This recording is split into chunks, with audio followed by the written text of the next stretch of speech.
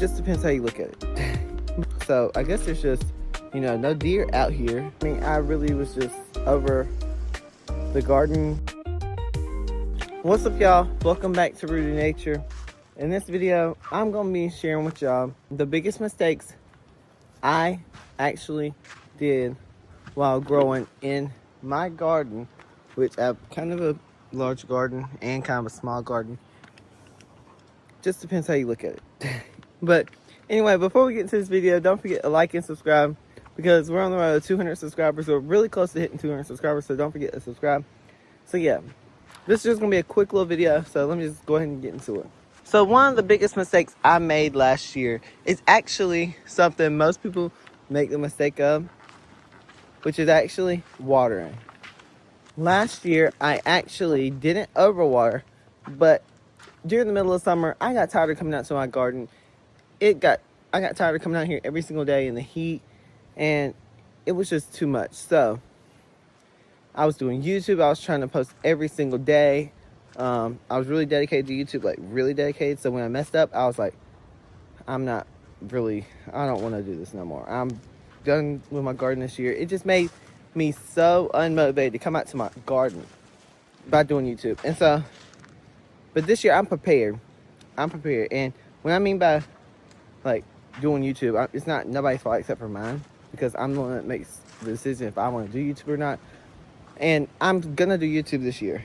Either way, if I get unmotivated or not, I'm still doing YouTube, because in the wintertime I regret not doing it. And so I was just so messed up about that. What I mean by watering is I stopped coming out here. So none of these holes where the plants was got water. None of them at all. For about a good month. So they were really struggling when I came back to my garden. And my house was right here. I can see my garden.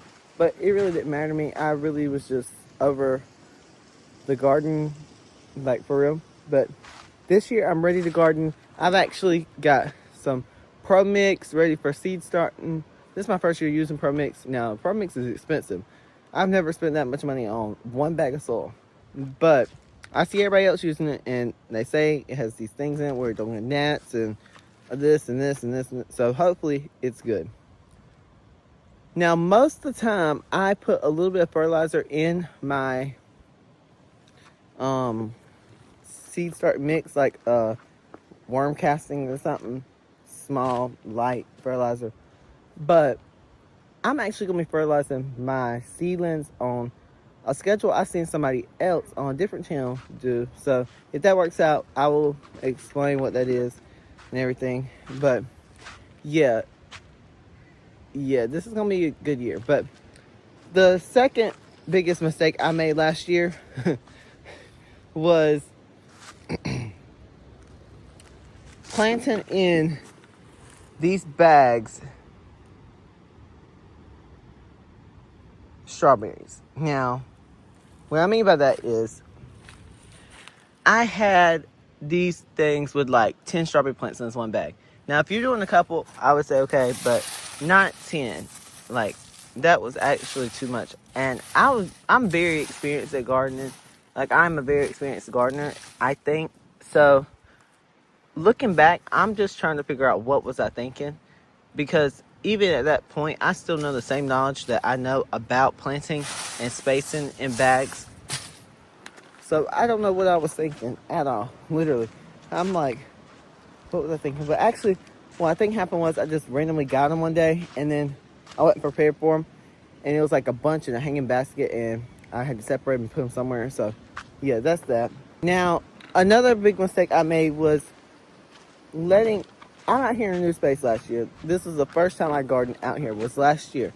And so, I was not prepared for any type of pests and nothing like that.